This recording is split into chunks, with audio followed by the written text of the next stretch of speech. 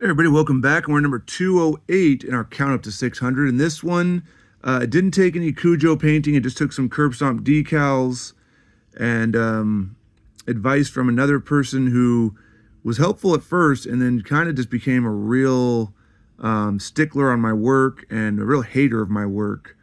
And so I just ended up blocking him because he was obviously trying to start stuff. He was trying to be confrontational. He was trying to basically be a troll, and so I just got rid of him. wasn't worth it. But I do want to thank him for the idea, because originally I thought I was going to have to use like a Bobby Lashley torso for this guy, and he goes, nope, just use Zeus. And so I did. And so here is Ultimate Ezekiel Jackson. Now I use the like I said, curb stomp decals. So this is not the lower Ezekiel Jackson body, because you know that that's way too bulky down there. It wouldn't have worked. So I use curb stomp for the tattoos and for the decal in the front. Knee pads I kept from the Elite figure, which you can see they're starting to fade a little bit, unfortunately. So will I ever update those or just put new ones on there? Maybe, but I mean, I took good care of the figure to begin with, but they just fade over time. So, and it was more of a gold look. So I'm not too worried about it. It's at this point you just see like black lines. It kind of matches the whole aesthetic of the figure. But nonetheless, great figure. The decals, of course, were the see-through version, so you can put them on anything.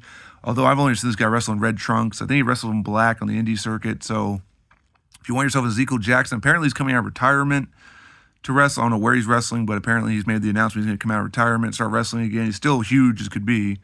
So if you want the final WWE ECW champion and a former Intercontinental champion, then you need to get Ezekiel Jackson.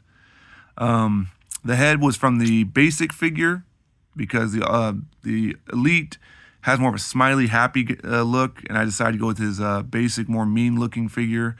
He's not the hardest to find as far as the parts, and again, he didn't require really any painting. Curb Stomp has the decals.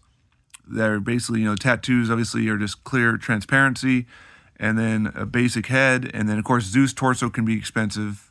I think I've seen it for maybe $40 or $50, and then. Who did I use for the red trunks? Because this is not his lower. This is not the Ezekiel lower. I used somebody in red, and it was not somebody. And I used ball joint legs. I switched over the legs to ball joint legs.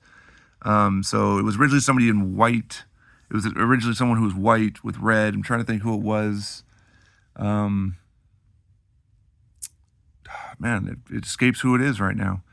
But as you can see, it works really well. He's definitely bulky, definitely big. So if I figure out who that is, I'll bring it up in an update or something like that in the future. But nonetheless, no painting required. A little bit of money to find the parts to Frankenstein together, but you can Frankenstein together with some curb stomp, Jack's basic Ezekiel head release, Zeus torso, and I think the legs might be. Oh man, whose legs are these? I'll have to look into it. I do apologize for that. So he's number 208 in our count up to 600.